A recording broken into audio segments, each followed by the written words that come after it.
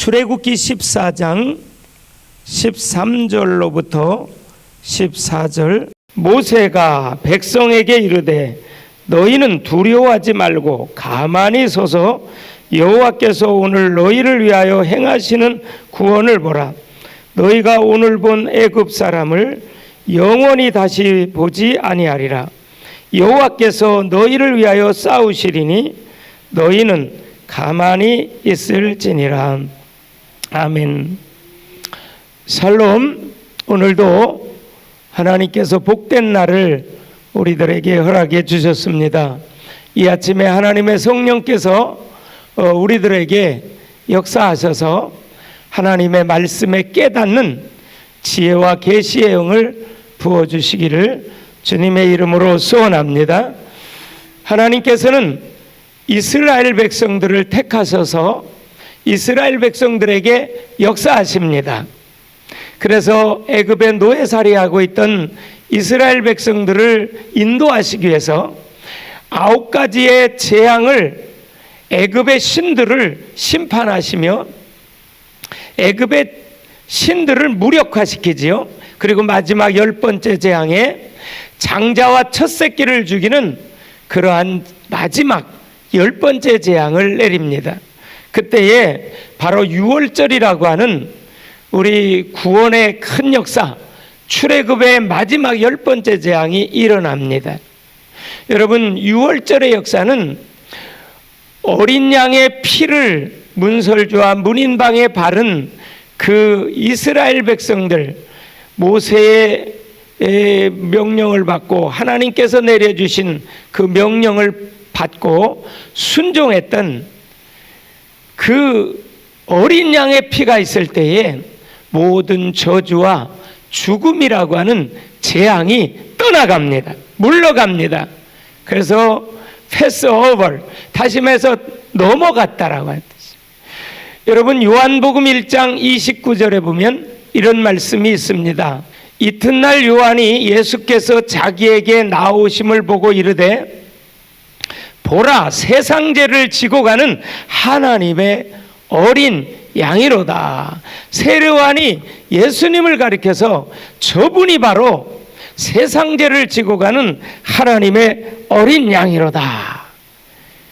여러분, 구약의 유월절의 어린 양의 피는 바로 예수의 피, 예수의 보혈, 우리를 구원하신, 우리를 죄에서 용서하시고 직접 자신의 피를 흘리신 예수의 보혈을 의미하고 있습니다. 그래서 출애굽을 통해서 이제 광야로 나아가게 됐고, 드디어 오늘 본문에 보면 홍해 앞에 이르게 되죠. 여러분, 출애굽기 13장 22절 말씀에 보면 하나님께서 이렇게 마지막 전장의 22절에 이렇게 마지막을 말씀하고 있습니다. 22절 봅시다. 낮에는 구름 기둥, 밤에는 불 기둥이 백성 앞에서 떠나지 아니라. 하나님께서 이스라엘 백성들을 출애굽시킬 뿐만 아니라 구름 기둥과 불 기둥으로 그들을 앞서 인도해 주셨습니다. 이것은 하나님의 인도였고 하나님께서 앞서 행해 주셨습니다. 이스라엘 백성들을 그것은 따라가기만 하면 되죠. 오늘 본문 14장 1절에 보면 여호와께서 모세에게 말씀하여 이르시되, 우리 2절 3절을 같이 읽도록 합니다. 우리 영상으로 예배 드리시는 분들 한번 2절 3절 시작. 이스라엘 자손에게 명령하여 돌이켜 바다와 믹돌 사이에 비하히롯 앞 곧 바알스본 맞은편 바닷가에 장막을 치게 하라. 바로가 이스라엘 자손에 대하여 말하기를 그들이 그 땅에서 멀리 떠나 광야에 갇힌 바 되었다 하리라. 어디에 갇혀요? 광야에 갇힌 바 되리라. 광야에 갇힌 바 되리라. 오늘 2절에 보면 돌이켜 그런 말씀이 있죠. 2절에 보니까 돌이켜 바다와 믹돌 사이에, 돌이켜라는 것은 거꾸로 가라고 했다는 거예요. 거꾸로. 직진해서 바로 계속 가면 가나안에 뭐 한 보름이면 도착할 수 있는 거리인데 가던 길을 하나님께서는 돌이키라고 그랬습니다. 그리고 비하히롯이라는 단어에 주목하십시오. 거기에 보면 바다, 이 바다는 뭐예요? 홍해지요. 한번 띄워주세요. 2절에 보니까 바다는 바로 홍해입니다. 그리고 믹돌이라고 하는 것은 큰 탑, 높은 탑이라는 뜻이거든요. 이것은 요새의 국경지대를 말하고 있어요. 그리고 여기에는 애굽의 강력한 수비대가 있는 곳입니다. 그래서 애굽에서 다른 나라로 도망가려고 하는 사람들을 다 잡아다가 다시 애굽으로 이끌어가는 곳이 믹돌이라고 하는 장소입니다. 그리고 바알스본이라고 하는 것은 바알을 섬기는 땅이라는 뜻입니다. 그래서 여기에 보면 이 우상 섬기는 그러한 지역입니다. 그렇기 때문에 이스라엘 백성들이 홍해인 바다로 갈 수도 없고, 그렇다고 해서 뒤쪽인 애굽으로 나온 길로 다시 갈 수도 없고, 그리고 믹돌이라고 하는 애굽의 그 큰 요새지, 다시 말해서 국경 강력한 수비대가 있는 곳으로도 갈 수 없고, 또 그렇다고 해서 바알스본이라고 하는 우상을 섬기는 곳으로도 갈 수 없었어요. 이 말은 다른 말로 이 완전히 3절에 보니까 갇힌 바 되었어요.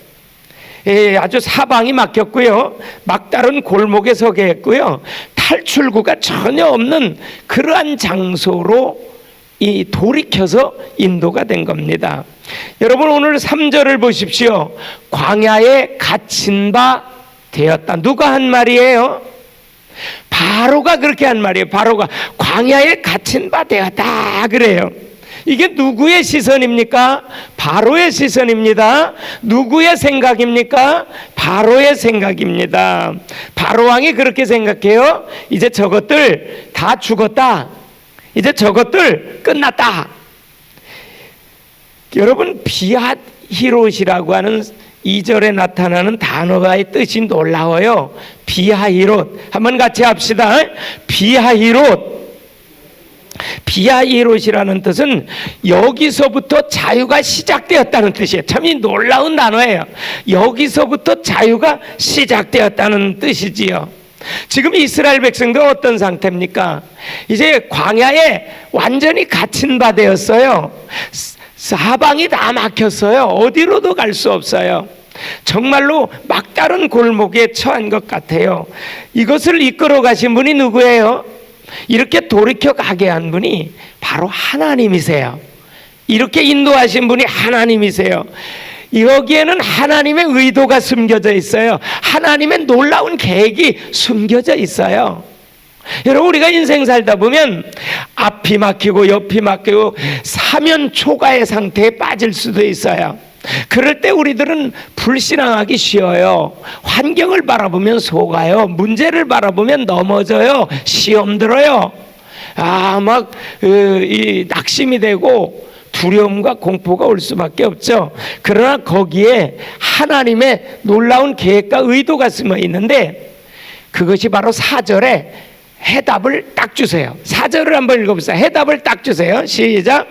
내가 바로의 마음을 완악하게 한즉 바로가 그들의 뒤를 따르리니 내가 그와 그의 온 군대로 말미암아 영광을 얻으리라. 여러분, 하나님이 영광을 얻으리라 그렇게 말씀하고 있어요. 4절을 보세요.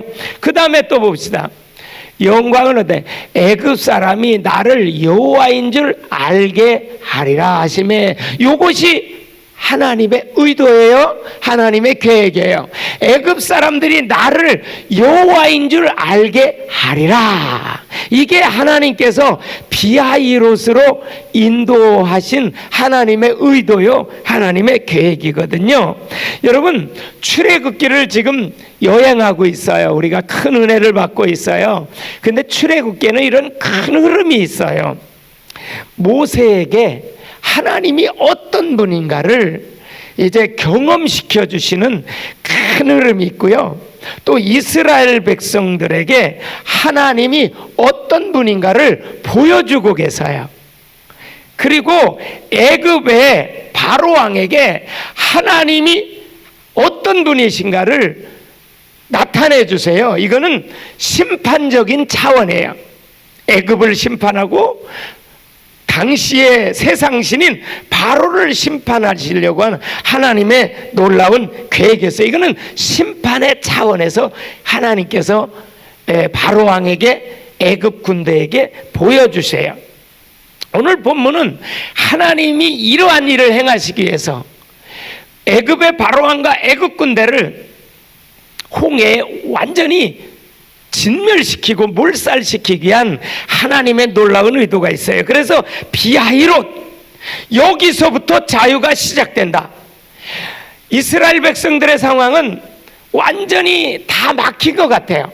그러나 나의 포기, 나의 항복을 통해서 하나님의 역사는 그때부터 출발되는 거예요. 하나님의 역사는 그때부터 시작되는 거예요. 5절의 말씀을 봅시다. 5절 참 놀라운 것을 발견할 수 있어요. 그 백성이 도망한 사실이 애굽 왕에게 알려짐에 바로와 그의 신하들이 그 백성에 대해 뭐가 변해요? 마음이 변해요. 지금 도망갔어요. 쫓아냈어요. 우리 지금까지 출애굽기 말씀을 통해서 이건 도망간 게 아니에요. 아무리 열받는다고 그래도 표현은 바로 해야 되잖아요. 이건 도망간 게 아니잖아요. 10가지 재앙을 통해서 바로가 손을 드는 거예요. 그래서 너희들 빨리 나가. 너희들 빨리 나가. 너희들 가지고 있는 재산 다 가지고 나가. 금은 폐물, 너희들 재산, 너희들 자녀들 다 데리고 나가. 그런 거지요. 이건 도망간 게 아니라 내보낸 거잖아요. 근데 여기 보니까 마음이 변했다. 이게 참 놀라운 표현이에요. 마음이 변했다. 여러분, 여기 변화요, 이거를 히브리 말로는 나함 그래요. 나함. 제가 이거를 좀 표현할 때 나함정에 빠져서 뭐 그 말로 제가 이렇게 그냥 이렇게 표기를 주면 안 돼. 나함이라는 단어는요, 변화요, 이것은요 멸망이라는 단어와 같은 단어예요. 히브리 말에 놀라운 비밀이 있어요. 멸망이라는 뜻이에요. 이것은요 사람의 마음이 시도 때도 환경과 상황 때문에 변하잖아요. 바로가 이스라엘 백성들을 쫓아내고 나서 마음이 변해버려요. 아, 내가 괜히 보냈다. 내가 왜 저런 경제적 굉장한 가치가 있는 애굽에서 이스라엘 백성들을 보냈을까? 그래서 노예들을 다 보내고 나니까 이제 애굽 사람들이 모든 일을 자기가 다 해야 돼요. 방을 씌는 것도 자기가 해야 되고 물건을 나르는 것도 자기가 돼요. 그래서 노예 다 보내고 나니까 얼마나 자기들이 일을 하니까 불편하고 힘들겠어요. 그러니까 마음이 변한 거예요. 여러분, 악인들은 그래요. 우리 믿는 사람들, 의인들을 핍박해요. 코너로 몰아요. 그러고 나서 자기들이 희낙낙하면서 승리했다고 생각해요. 오판입니다. 그것이 바로 나함이라는 거거든요. 다시 말해서 악의 최후예요. 여러분, 하나님의 심판은 악에 대해서, 죄에 대해서 반드시 있습니다. 그리고 의인에 대해서, 믿음의 사람들의 행한 일에 대해서는 반드시 복을 주시고 하늘의 상급을 주십니다. 그래서 6절과 7절을 보면 이런 표현이 있어요. 바로가 곧 그의 병거를 갖추고 그의 백성을 데리고 갈새. 이제 바로가 병거들을 데리고 군사들을 데리고 지금 막 출발해요. 7절 다 같이 읽습니다. 선발된 병거 600대와 애굽의 모든 병거를 동원하니 지휘관들이 다 따라가요. 여기 보니까 선발된 병거 그러죠. 선발된 병거. 이게 원래 원어의 뜻은요, 가장 좋은 병거 그런 뜻이에요. 가장 좋은 병거. 기동력이 아주 좋고 아주 민첩하고 아주 강력하게 달릴 수 있는 그러한 병거.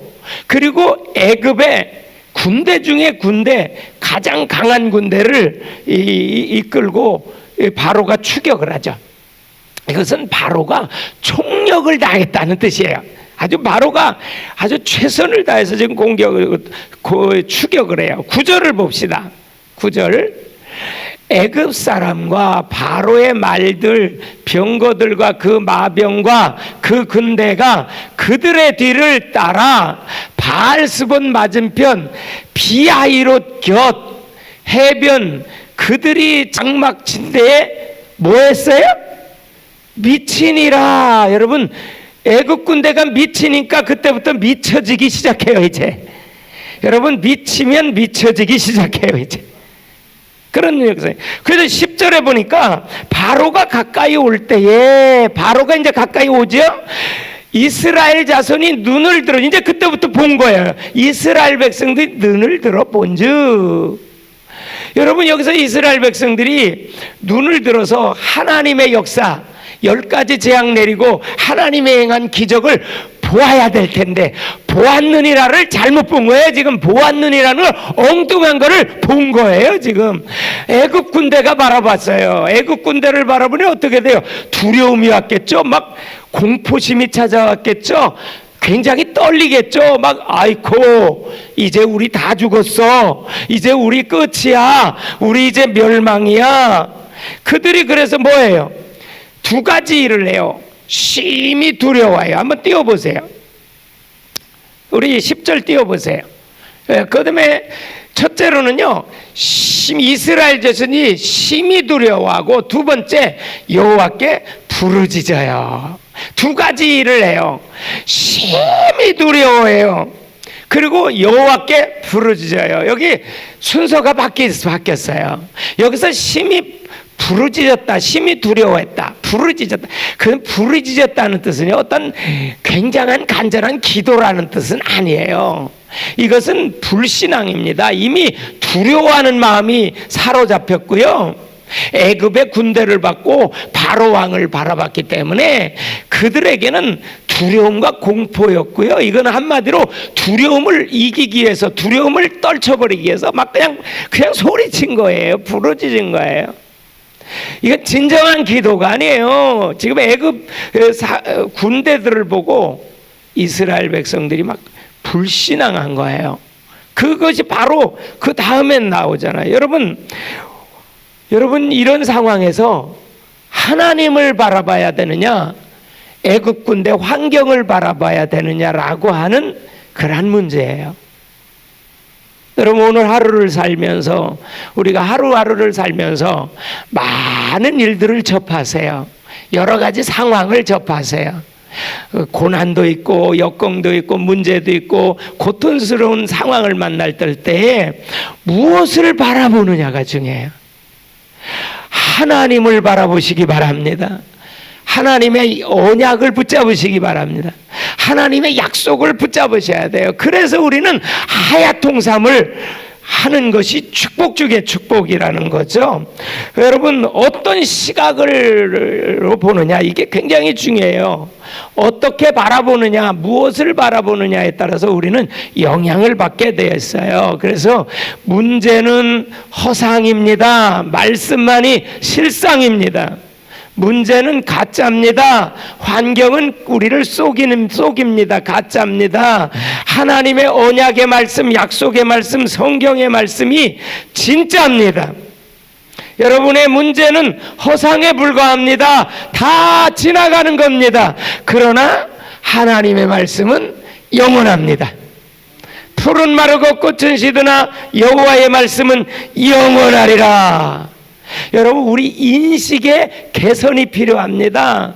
우리가 바라보는 관점이 달라져야 됩니다. 그래서 출애굽기 전체는 보았느니라 전할지니라, 신의 산을 기점으로 해서 보았느니라 전할지니라. 오늘 한번 같이 합시다. 보았느니라 전할지니라, 이겁니다. 출애굽기는. 11절 말씀을 보십시다. 오늘 우리 11절을 한번 봅시다. 다 같이 봅시다. 그들이 또 모세에게 이르되 애굽에 매장지가 없어서 당신이 우리를 이끌어내려 이 광야에서 죽게 하느냐? 어찌하여 당신이 우리를 애굽에서 이끌어내요 우리에게 이같이 하냐? 이거 지금 불평이에요? 감사해요? 이거 지금 원망이에요. 뭐예요 이거? 여러분 가만히 보십시오. 당신이 우리를 이렇게, 여기 당신은 누구예요? 모세잖아요. 여러분 모세가 이끌어냈어요? 아니잖아요. 하나님이 이끌어내셨잖아요. 근데 이 이스라엘 백성들은요, 모세가 이끌어냈다는 거예요. 아니 이거 하나님이 10가지 재앙을 통해서 이끌어낸 거 아닙니까? 근데 모세가 이끌어냈다는 거예요. 뭔가 생각해도 너무너무 잘못 생각하고 있고요, 말을 해도요 너무너무 잘못 말하고 있는 이스라엘 백성들을 보고 있어요. 눈에 보이는 모세, 눈에 보이는 사람을 의지하는 거예요. 여러분 이거는요 금방 불평할 수밖에 없고 원망할 수밖에 없는 상황으로 벌어지는 거예요. 여러분 우리는 언약을 바라봐야 되고 우리의 모든 문제를 해결하신 그리스도의 능력을 우리에게 주신 예수님을 바라봐야 될 줄로 믿습니다. 그래서 히브리서 12장 2절에 이렇게 말씀하잖아요. 믿음의 주여 또 온전케 하시는 이인 예수를 바라보자. 한번 같이 합시다. 시작. 믿음의 주여 또 온전케 하시는 이인 예수를 바라보자. 할렐루야. 환경 너머에 있는, 문제 너머에 있는, 고통 너머에 있는 하나님의 구원하시는 역사를 보셔야 됩니다. 하나님의 구원의 역사를 봐야 됩니다. 여러분 사람의 두려움은요 금방 불평과 원망으로 확대됩니다. 애굽에 매장지가 없어서 여기서 우리 죽게 만드느냐 막 이렇게 하죠. 12절을 한번 봅시다. 오늘 본문 12절 앞에 보면 12절에 보면 금방 노예 근성이 나와요. 12절에 우리가 애굽에서 당신에게 이른 말이 이것이 아니냐, 이르기를 우리를 내버려 두라, 우리가 애굽 사람을 섬길 것이라 하지 아니하더냐. 애굽 사람을 섬기는 것이 광야에서 죽는 것보다 낫게는, 얼마나 이거 불신앙의 말입니까? 얼마나 이거 하나님이 슬퍼하시는 말입니까? 하나님께서 그렇게 기적을 베푸시고 이적을 베푸셔서 이스라엘 백성들을 구원해 주셨는데, 출애굽시켜 주셨는데 우리 애굽의 사람들 섬기는 게 낫겠다. 애굽의 노예 근성이 아직도 그대로 남아 있어요. 그래서 하나님께서는 40년 동안 이스라엘 백성들을 광야에 뺑뺑이 돌린 거예요. 애굽의 근성, 노예의 근성, 죄의 근성, 이 세상의 노예가 되면요 우리가 가나안의 축복, 천국의 축복을 누릴 수가 없어요. 늘 그냥 광야에 뺑뺑이에요, 뺑뺑이. 그래서 갈라디아 2장 20절 말씀에 우리의 구습을 쫓는 옛사람, 우리 육신의 사람, 죄의 근성, 또 마귀의 노예살, 이 죄의 근성, 세상의 노예, 이런 것에서 빨리 벗어내려는 거예요. 이스라엘 백성들은 아직도 노예 근성에 사로잡혀 있었던 거죠. 여러분 이스라엘 백성들을 하나님께서 노예에서 이제는 출애굽시키면서 너는 내 자녀다, 하나님의 자녀로 만드시잖아요. 다시 하면서 정복자로 만들어요. 어제 새벽에 말씀드렸듯이 들었듯이 정복자다, 약탈자라고 표현이죠. 정복자자. 그러면서 또 말씀하시기를 하나님의 군대다, 이렇게 신분을 바꿔주잖아요. 저와 여러분의 신분이요 이제 마귀의 자녀에서 예수 믿고 나서 하나님의 자녀가 된 줄로 믿습니다. 이것은 최고의 신분이에요. 최고의 권세예요. 여러분 우리 하나님 자녀 됐으면 그걸로 최고고 모든 게 끝난 거예요. 더 이상 뭐가 필요하겠어요? 하나님의 자녀 되셨는데, 하나님이 다 책임져 주시는데, 하나님이 완전 보장해 주시는데, 하늘나라의 기업을 약속해 주셨는데, 하늘의 시민권을 주셨는데 뭐가 걱정할 게 있어요? 그래서 너희는 마음에 근심하지 말라. 하나님을 믿으니 또 나를 믿으라, 그런 거지. 너희 염려를 주께 맡겨버리라, 그렇게 주님이 말씀하신 거 아니겠어요? 여러분 오늘도 하나님의 자녀로 세상에 나가 당당히 사시기 바랍니다. 하나님의 자녀의 정체성이 있을 때 우리는 염려하지 않습니다. 두려워할 필요 없습니다. 하나님의 자녀입니다. 그래서 오늘 13절을 보십시오. 13절 같이 한 번 더 읽어보시죠. 13절을 봅시다. 모세가 백성에게 이르되, 놀라운 선언이죠. 언약 붙잡은 사람의 선언입니다. 이거는 하나님께서 모세를 언약의 사람으로 지금까지 훈련시키셨기 때문에 이런 고백이, 이런 선포가 가능한 거죠. 모세가 백성에게 이르되, 너희는 두려워하지 말고, 여러분 두려워하지 말고, 두 번째, 가만히 서서 여호와께서 오늘 너희를 위하여 행하시는 구원을 보라, 이렇게 말해요. 여기 세 가지 큰 단어가 있어요. 첫 번째로는요, 두려워하지 말라. 여러분, 우리 인생 살아나가면서 어떠한 문제와 환난과 질병과 어려움이 오고 우리 앞뒤 좌우가 다 막힌 사면 초가가 있을지라도 여러분 두려워하지 마시기 바랍니다. 하나님이 우리와 함께 계십니다. 하나님이 우리를 인도해 주십니다. 우리 하나님의 기적을 보았잖아요. 그거 나가서 전하십시오. 어려움이 있을수록, 고난이 있을수록, 핍박이 있을수록, 질병이 있을수록 가서 전하십시오. 전할 때 하나님께서 더욱더 역사하십니다. 우리를 이제 언약의 전달자로, 언약의 수호자로 우리를 이제 이렇게 세워주셨습니다.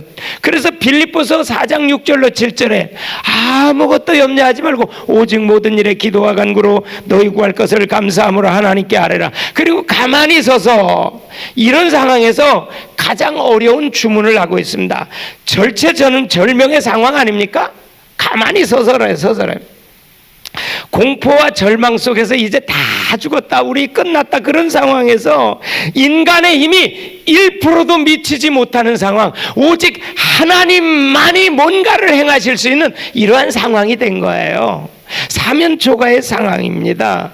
여기서 보통 사람들은 그럽니다. 뭔가 방법을 찾아야지, 뭔가 액션을 취해야지, 뭔가 이렇게 해야지. 가만히 서서 있을 수가 없는 상황 아닙니까? 가만히 서서 오늘 너희를 향하여 행하시는 구원을 보라. 오늘 본 애굽 군대를 다시는 보지 못할 것이다. 모세가 이렇게 선포하고요. 14절에 보니까 여호와께서 우리를 위하여 우리 편이 되어서 싸워주신다. 그랬더니 21절에 보니까 하나님께서 모세에게 손을 들어 이제 홍해를 향해서 손을 내밀러라. 그랬더니 손을 내미니까 큰 동풍, 이 큰 동풍은 뜨거운 바람입니다. 해안에서부터 오는 뜨거운 바람이거든요. 그게 밤새도록 큰 동풍을 불어가지고 뜨거운 바람을 불어서 바다를 가르시고 그 바다의 밑을 다 아주 마르게, 마른 땅이 되게 하셔요. 마른 땅. 그래서 이스라엘 백성들은 육지처럼 건너고 애굽의 군대는 광야 그 바닷속에, 홍해 바닷속에 수장돼서 딱 죽죠. 31절 결론을 이렇게 맺고 있습니다. 다 같이 읽고, 이스라엘이 여호와께서 애굽 사람에게 행하신 그 큰 능력을 보았음을, 여기다 보았느니라. 이게 이제 첫 번 큰 산, 보았느니라. 백성이 여호와를 경외하며 여호와와 그 종 모세를 믿었더라. 그 큰 능력으로 인하여 여호와 하나님이 하나님 되심을 인정하고 믿었더라. 오늘도 우리가 어떤 상황 속에 있을지라도, 사면초가의 상황 속에 있을지라도 하나님은 우리와 함께 하시고 우리에게 하나님의 큰 능력을 보여주시고 하나님께서 하나님 되게 하심을 보여주실 줄로 믿습니다.